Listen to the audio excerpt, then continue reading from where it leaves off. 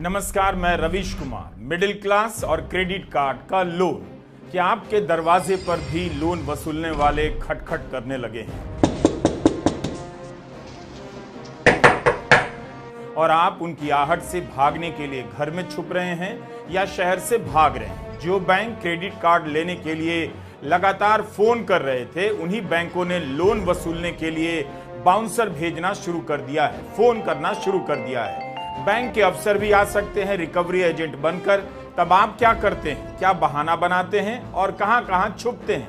कभी आपने सोचा कि लोन क्यों नहीं चुका पा रहे हैं और क्यों लोन लेना पड़ रहा है? 2023 में पटना हाईकोर्ट ने कहा था कि यह मौलिक अधिकारों का हनन है। बैंक बाउंसर लगाकर लोगों से गाड़ियां छुड़ा रहे हैं। आरबीआई की गाइडलाइन है कि बैंक ऐसा नहीं कर सकते। नौकरी पाने की वेबसाइट पर रिकवरी एजेंट की नौकरी के विज्ञापन देखिए। बैंक से लेकर प्राइवेट माइक्रो फाइनेंस लेंडर यानी निजी तौर पर कर्ज देने वाले महाजन भी ऐसी नौकरियों के विज्ञापन दे रहे हैं। इस शानदार नौकरी के जॉब डिस्क्रिप्शन में लिखा है कि आपको घर घर जाकर लोन की वसूली करनी होगी, अपनी खुद की बाइक पर जाना होगा, तनख्वाह 9 से 20 हजार होगी और जितनी ज्यादा वसूली की जाएगी उस हिसाब से कमीशन मिलेगा। तनख्वाह 60 हजार तक हो सकती है।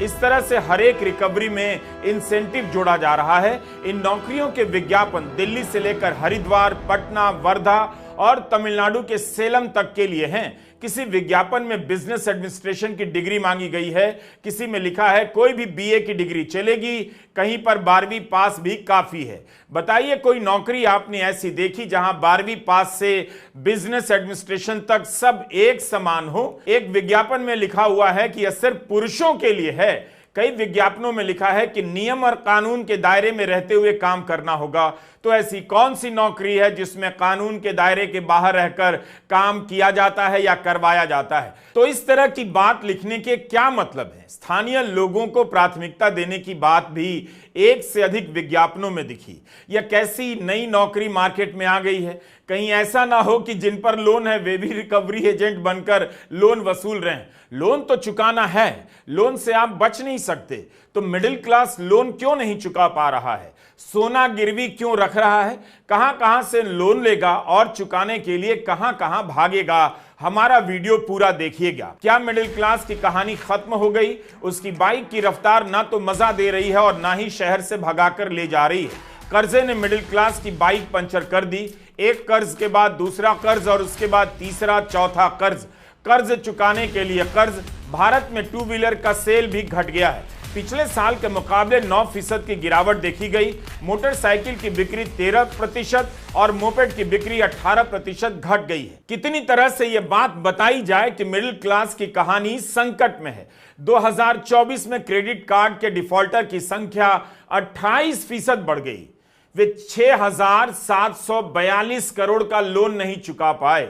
क्रेडिट कार्ड का एनपीए बढ़ता जा रहा है। भारतीय रिजर्व बैंक के अनुसार अकेले साल 2024 में एनपीए 28% से भी ज्यादा बढ़ गया।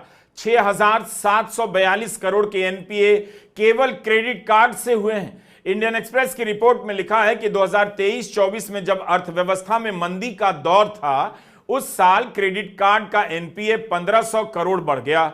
दिसंबर 2020 में जो एनपीए 1108 करोड़ था, वह 4 साल में बढ़कर 6,742 करोड़ पर आ गया। इंडियन एक्सप्रेस के जॉर्ज मैथ्यू की यह रिपोर्ट आपने पढ़ी होगी। फाइनेंशियल टाइम्स में आज भारत के मिडिल क्लास की दुर्दशा पर लंबी सी रिपोर्ट आई है।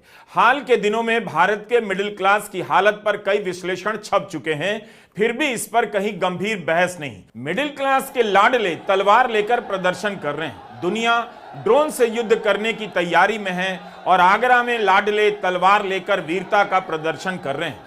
ड्रोन बहुत महंगा भी है, तलवार बहुत सस्ती है। जिस तलवार का सीमा पर अब कोई काम नहीं, उस तलवार का राजनीति में कितना काम?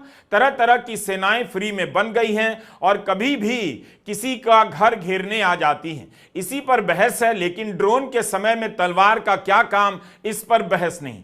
तलवारों से लैस युवाओं को भारत का नया आईटी सेक्टर सनराइज सेक्टर घोषित कर देना चाहिए।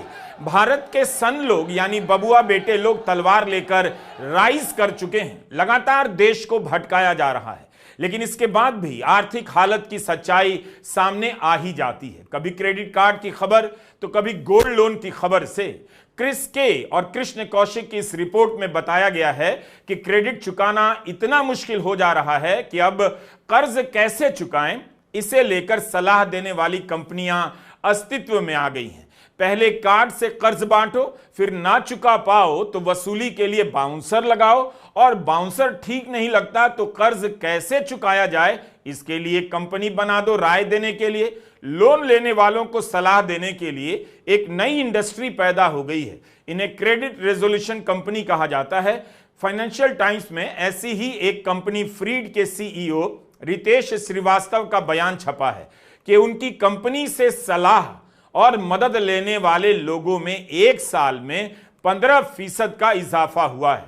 40,000 से 55,000 रुपया महीना कमाने वाले लोग 6-6 लाख तक के 6-6 लोन ले रहे हैं। क्रिस के और कृष्ण कौशिक की रिपोर्ट फाइनेंशियल टाइम्स में छपी है, आपको पढ़नी चाहिए। पिछले साल जून में घरेलू कर्ज जीडीपी का 43% हो गया। मार्च 2020 में यह 35% था। यह सब रिजर्व बैंक के आंकड़े हैं। अखबार ने लिखा है कि असुरक्षित कर्ज भी बढ़ता जा रहा है।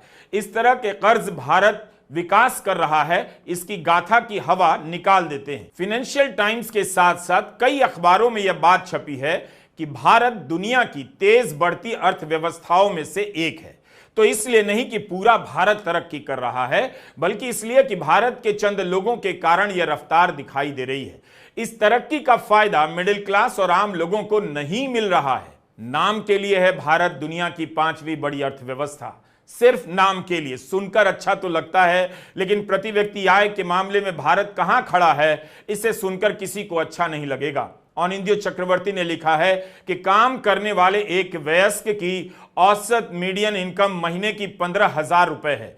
अनिंद्यो चक्रवर्ती के इस विश्लेषण से यही निकल कर आता है कि 50% भारतीय एक महीने में 15,000 से भी कम कमाते हैं। तो ये हाल है भारत का। तो पता कीजिए आपकी कमाई कितनी बढ़ी, आपके आसपास के लोग कितना कमा रहे हैं, घर कैसे चला रहे हैं। भारत की घरेलू बचत 50 साल में सबसे कम है। यह कैसी तरक्की है कि लोगों की बचत 50 साल में सबसे नीचे है, और इस पर बहस नहीं। लोगों की कमाई 10 साल से स्थिर हो चुकी है। इसका मतलब यही हुआ कि 10 साल पहले एक इंजीनियर को पहली नौकरी की जितनी सैलरी थी, आज भी वही मिल रही है। हिंदू बिजनेस लाइन की संजना बी ने अक्टूबर में एक सर्वे के नतीजों के हवाले से रिपोर्ट कर बताया है कि 2013-14 में इंजीनियरिंग के फ्रेशर को 3 से 3.5 लाख का पैकेज मिल रहा था एक साल का।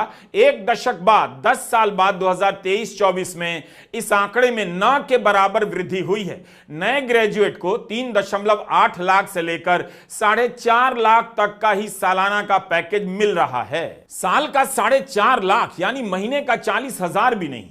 इतने पैसे में कोई कैसे गुजारा कर सकता है? क्या यही वजह है कि पिछले 5 साल में घरेलू कर्ज बढ़ता ही जा रहा है? लोग जी कैसे रहे? स्कूल की फीस बढ़ रही है, किताबें महंगी होती जा रही हैं, इलाज का खर्चा बढ़ता जा रहा है, घर का खर्चा बढ़ रहा है, और सैलरी है कि बढ़ती नहीं। बिहार में इस साल चुनाव है। 20 साल से नीतीश कुमार की सरकार है, एक ही व्यक्ति मुख्यमंत्री हैं, फिर भी इस बिहार में 6,000 से भी कम कमाने वाले 34% लोग हैं, और 10,000 तक कमाने वाले 30%। बिहार की जनसंख्या करीब 13 करोड़ है, यानी 4 करोड़ लोग 10,000 या उससे भी कम कमाते हैं। यह तो बिहार सरकार का अपना आंकड़ा है, भारत के एक बड़े राज्य की आर्थिक सच्चाई है।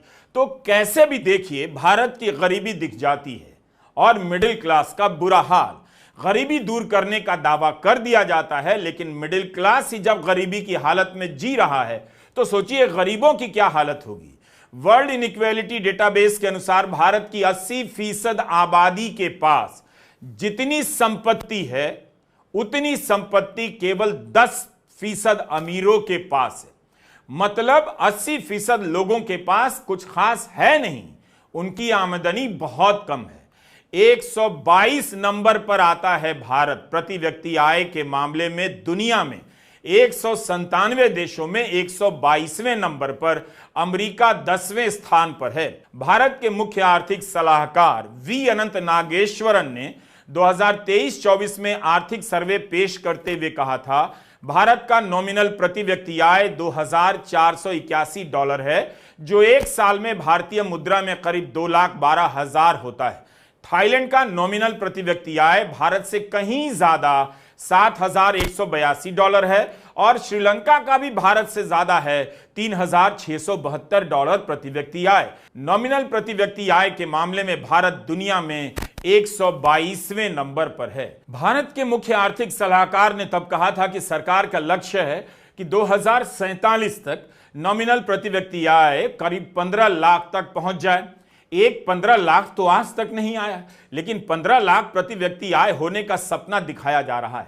पिछले 10 साल में कमाई बढ़ी नहीं, लेकिन 2047 का सपना परोस दिया गया है। तो यह कैसी अर्थव्यवस्था है कि केवल अमीर ही अमीर होते जा रहे हैं, बाकी मिडिल क्लास लोन में डूबता जा रहा है और लोन चुकाने के डर से भागता जा रहा है। मिडिल क्लास के पास लोन चुकाने के रास्ते कम होते जा रहे हैं। नौकरी खोज सकते हैं, मिल नहीं सकती, और मिल जाती है तो सैलरी कम होती है। जिनकी नौकरी है सैलरी बढ़ती नहीं। महंगाई इतनी है कि खर्चे का बजट डबल हो गया और शौक इतना बिगड़ गया कि दिखावे के लिए लोन पर लोन बढ़ता गया।